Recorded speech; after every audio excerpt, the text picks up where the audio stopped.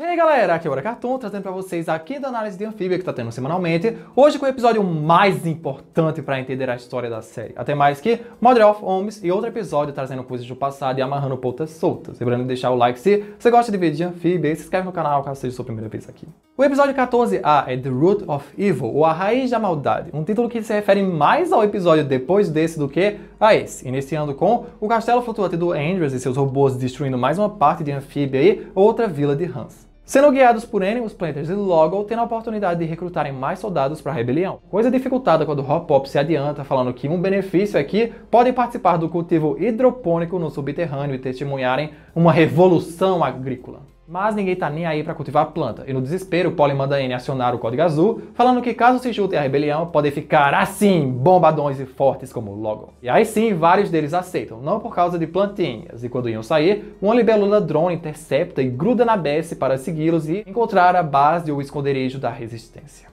Todos ficam felizes porque metade daquela caravana se inscreveu para a rebelião, todos menos o Hop Pop com um drama, porque agora é drama. No episódio passado com o lance da idade e tal não era drama, agora isso aqui é drama, porque ele fica sentindo que os sapos não liguem para a agricultura. Mano, eles estão no meio de uma guerra sem nem casa para morar direito, que sapo com bom senso ia se importar agora em plantar beterraba. Porém, o universo acabou ouvindo essa velha rã, porque eles chegam numa rota desconhecida cheia de neblina e caem ladeira abaixo num mini vale que nunca tinham ido.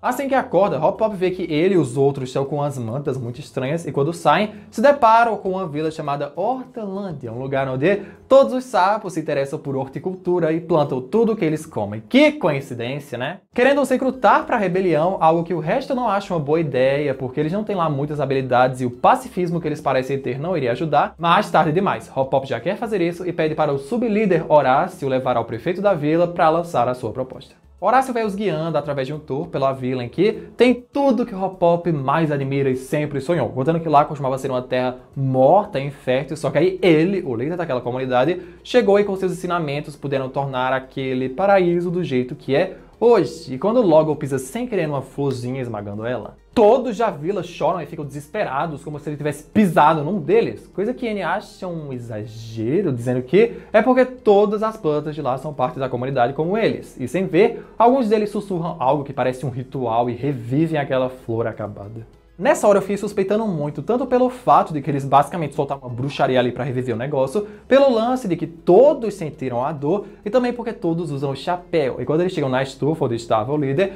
Hop Pop tenta falar com ele, lançando a proposta e tal, coisa que ele não responde. Até perceberem que só tinha um esqueleto grande coberto por cogumelos. Aí se revela o verdadeiro líder daquela comunidade, Jeremy, o besouro. Digo, Apothecary Gary, o fungo de controle mental que ele usou dezenas de episódios atrás e pensou que tivesse matado por completo, só que um restinho dele sobrou, se alojando naquele besouro e dessa forma ele sobreviveu. Gary conta a forma como ele sobreviveu e como foi difícil, porque não é fácil viver com o corpinho de um besourinho pequeno. Isso até aqueles sapos o encontrarem e cuidarem dele, porque eles queriam seus esporos, porque isso os tornava agricultores supremos e ele precisava se reerguer. Então dessa vez não teve controle mental. Simplesmente conseguiu servos que já estavam dispostos a servi-lo antes, e por causa dos esporos que eles conseguem sentir as dores e as necessidades de todas as plantas. Hop Pop mata uma planta para que eles escapem e logo encontram a Bessie presa, mas são encurralados novamente e agora pegos por vinhas.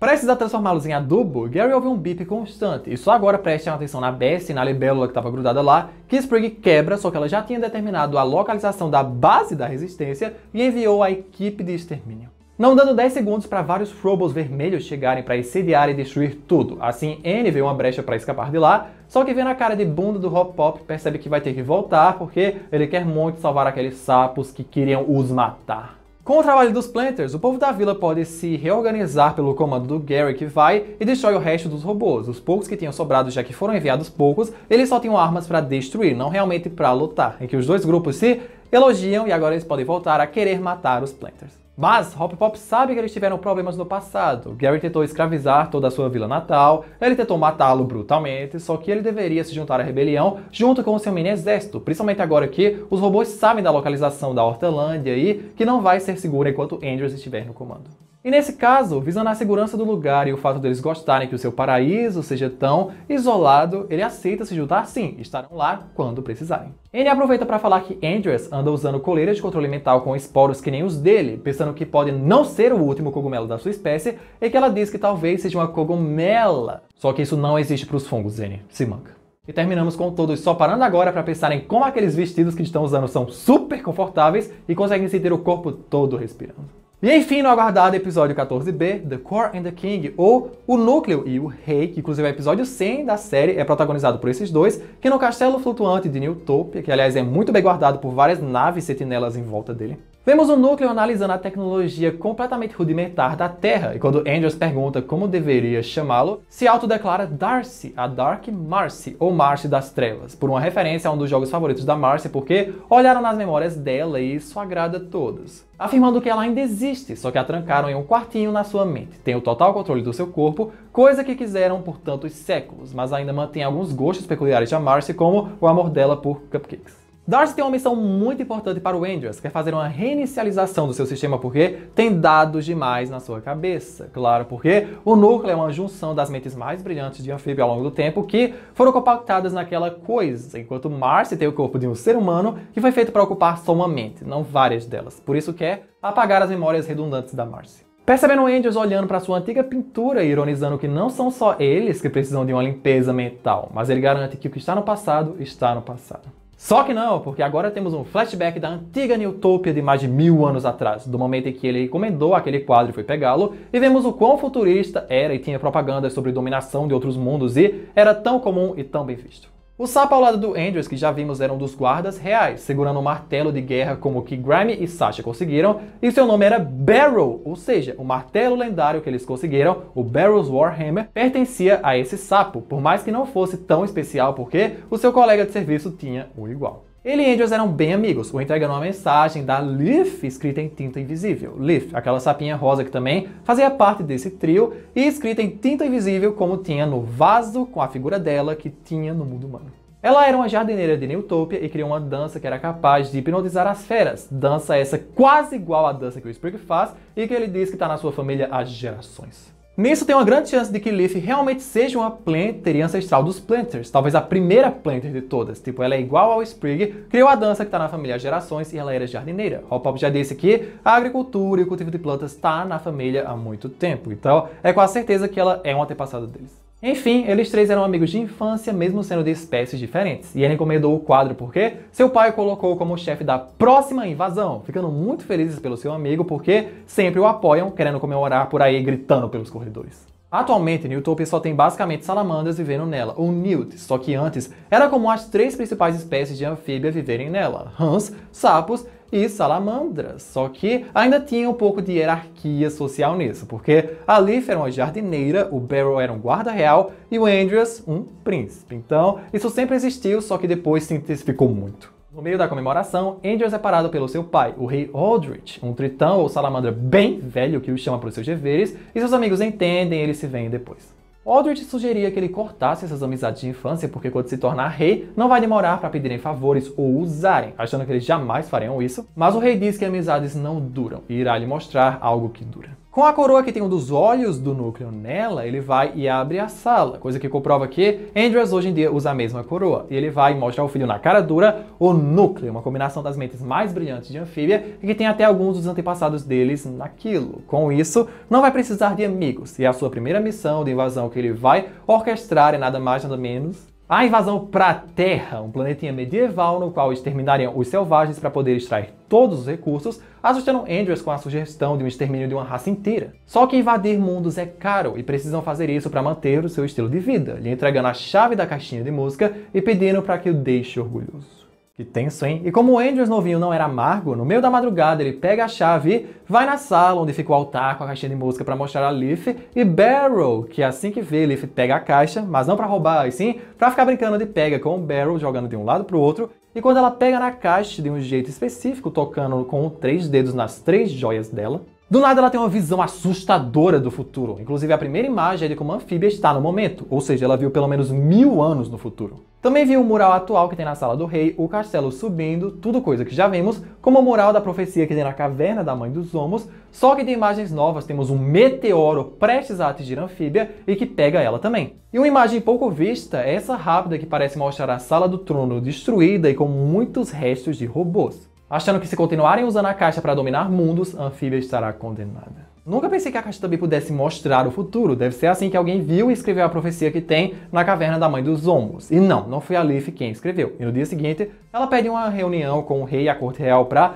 falar do que a caixa lhe mostrou e dizer que eles deveriam parar de dominar mundos e invadir eles. Porque isso pode causar a destruição do próprio lar, que nem um jardim podem estar perturbando o ecossistema do multiverso com essas invasões. E após consultar o núcleo, Rei Aldrich nega, diz que ela fala como os homos covardes que desde esse tempo já deveriam alertá-los, soltando uma fala muito parecida com a que a Mama Homem disse nos episódios atrás. As pedras são direitos deles, e por só existirem em seu mundo, provam que só eles são dignos de conquistar. Andrews agradece seu pai por ter a ouvido e ele que agradece, porque agora sabe que a jardineira é uma traidora, defendendo ela, só que ele fala que em um dia que o seu filho tem a chave para a caixa, ela já quer dizer como eles devem usar o objeto mais poderoso do mundo deles. Ele avisou sobre isso, não tem muitos mais anos de vida antes que eles se juntem ao núcleo também, e o povo ficará contando com ele. Mesmo depois disso tudo, Leaf continua super otimista porque quem tá no comando da invasão é o Andrews, pode simplesmente parar com isso, só que não é tão simples assim. Ele tá sob muita pressão e precisa fazer isso, fingindo que entende o seu amigo pedindo um abraço e Beryl também participa desse abraço. Só fazendo isso para pegar a chave do seu bolso. Na hora que seguia com seu pai, ele pede para mostrar a chave como prova da sua liderança aos súditos, não a encontrando, e quando corre para a sala da caixa, vê Leaf atirando do lugar, porque se ele não vai parar com aquilo,